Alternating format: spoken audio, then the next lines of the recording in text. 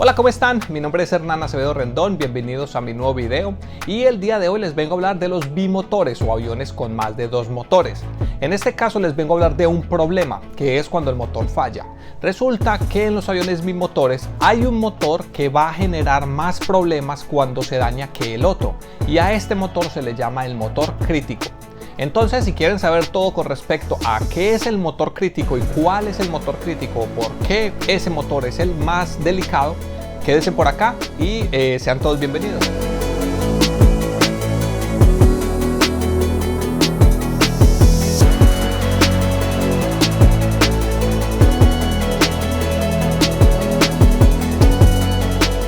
Bueno, como les dije en la introducción, el motor crítico es el motor que en caso de que falle va a generar más efecto de guiñada o más problemas nos va a causar que falla que el otro.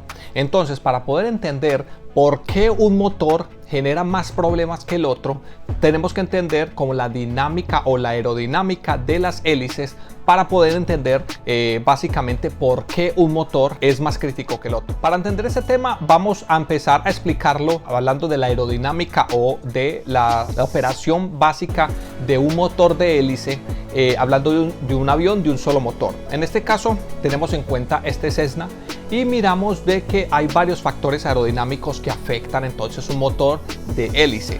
En este caso, el primer factor aerodinámico hablamos del efecto torque.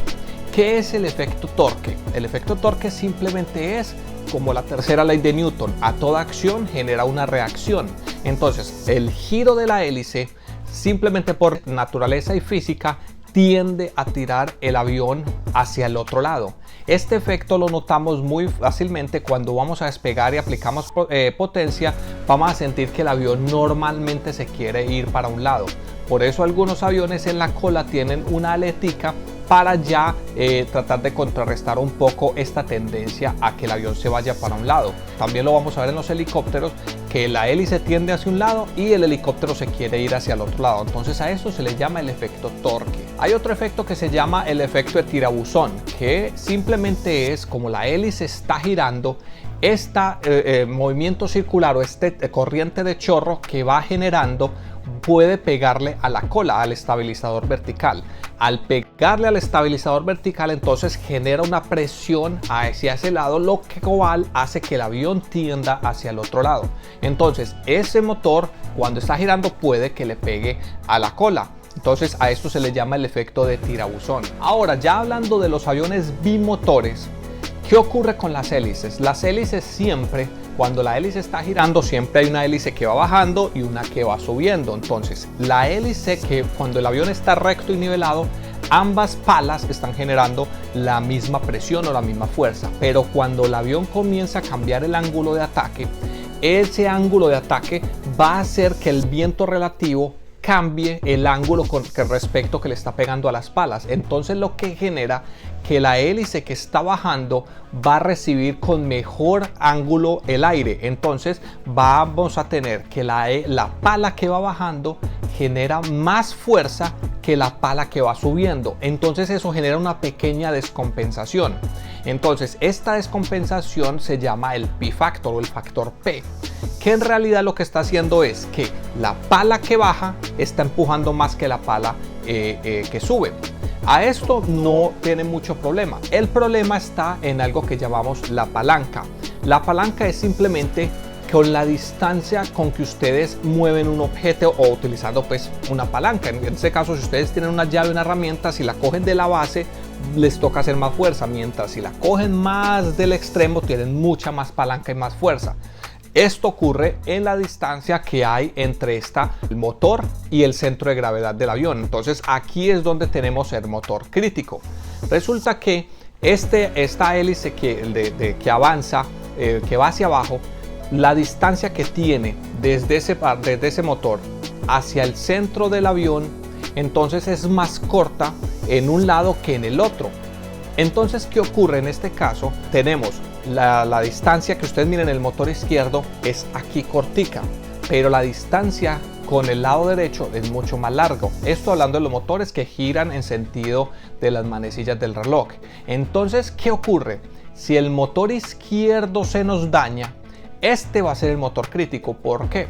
Porque el motor derecho, miren toda la distancia que tiene, entonces va a generar mucha más palanca, entonces la tendencia a girar va a ser mucho más fuerte que en el caso de que si se daña el motor derecho, miren la palanca que tiene el motor izquierdo más cortica, entonces la tendencia a la guiñada va a ser menor. Entonces, ¿qué ocurre? El motor crítico en este caso, en este tipo de avión, en este ejemplo, va a ser el motor izquierdo, porque la guiñada va a ser mucho más fuerte en el motor derecho. Entonces a esto se le llama el motor crítico. Entonces hay unas técnicas que nosotros aprendemos en la escuela para poder contrarrestar este efecto de guiñada. Pues claro, es con los rudders, pero tenemos que reaccionar rápidamente. Adicional que no se puede girar por el motor del que está muerto, para evitar pues que tengamos una barrena o que podamos perder control del avión.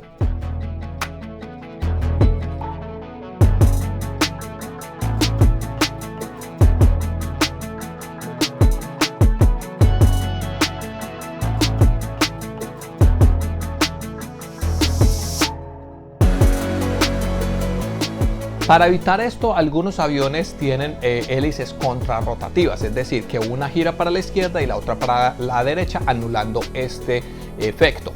Incluso algunos aviones turboprop como el ATR tiene un sistema que se llama el ATPCS, que simplemente es un sistema que cuando uno de los dos motores se daña, el otro automáticamente se va a full potencia y el motor que se dañó se va a posición de feather o de bandera, que es para evitar la mínima resistencia al avance.